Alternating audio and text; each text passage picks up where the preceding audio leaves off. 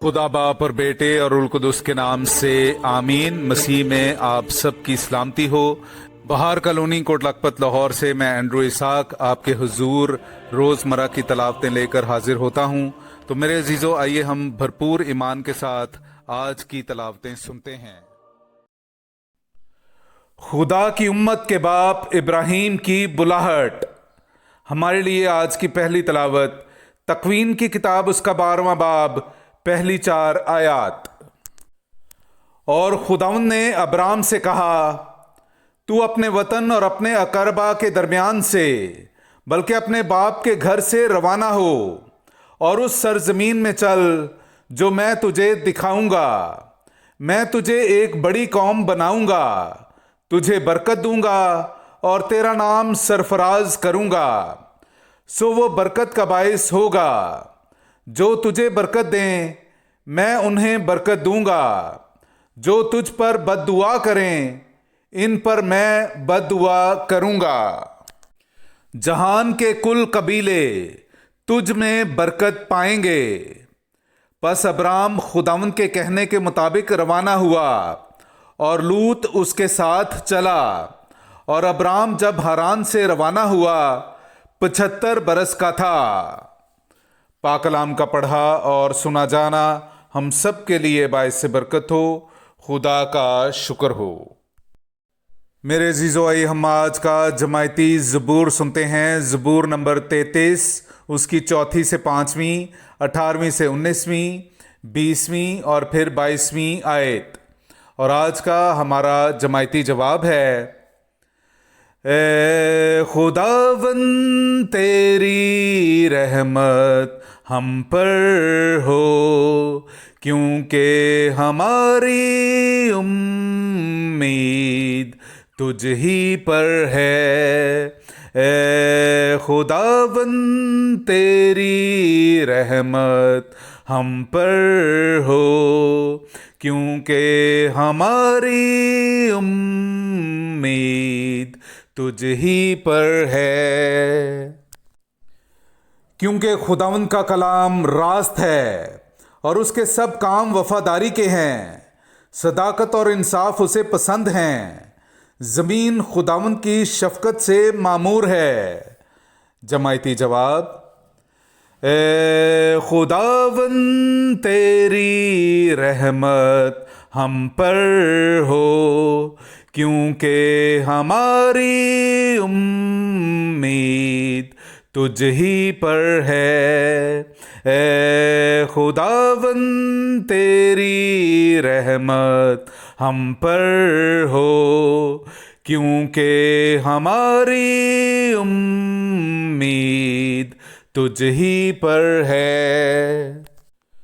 देखो, खुदावंद की निगाह उन पर है जो उससे डरते हैं, उन पर जिनकी उम्मीद उसकी शफकत पर है, ताकि उनकी जानों को मौत से छुड़ाए और कहत में उन्हें सही और सालम रखे। जमायती जवाब, ए खुदावंद तेरी रहमत हम पर हो, क्योंकि हमारी उम्मीद तुझ ही पर है। ए खुदावंद तेरी रहमत हम पर हो, क्योंकि हमारी उम्मीद तुझ ही पर है। हमारी जान खुदावंद की मुंतज़िर है, वही हमारी कुम्मक और हमारी सिपर है। ए खुदावंद, जैसी तुझसे हमारी उम्मीद है वैसी ही तेरी रहमत हम पर हो। जमायती जवाब, ए खुदावंद तेरी रहमत हम पर हो, क्योंकि हमारी उम्मीद तुझ ही पर है। ए खुदावंद तेरी रहमत हम पर हो, क्योंकि हमारी उम्मीद तुझ ही पर है। خدا ہمیں بلاتا ہے اور روشن کرتا ہے۔ ہمارے لیے آج کی دوسری تلاوت مقدس پولس رسول کا تیموتھاؤس کے نام دوسرا خط، اس کا پہلا باب 8ویں سے 10ویں آیت تک۔ پس ہمارے خداوند کی گواہی دینے سے اور مجھ سے جو اس کا قیدی ہوں شرمندہ نہ ہو، بلکہ انجیل کے لیے دکھ سہنے میں شریک ہو، اس خدا کی قدرت کے موافق جس نے ہمیں بچایا اور پاک بلاوے سے بلایا، ہمارے اعمال کے موافق نہیں بلکہ اپنے ارادے اور اس فضل کے موافق جو مسیح یسوع میں زمانوں کے وقتوں سے پیشتر ہمیں دیا گیا، اور اب ہمارے بچانے والے مسیح یسوع کے ظہور سے ظاہر ہو گیا ہے، جس نے موت کو نیست اور حیات و بقا کو اس انجیل کے وسیلے سے روشن کر دیا ہے۔ پاک کلام کا پڑھا اور سنا جانا ہم سب کے لیے باعث برکت ہو۔ خدا کا شکر ہو۔ نعرہ حمد۔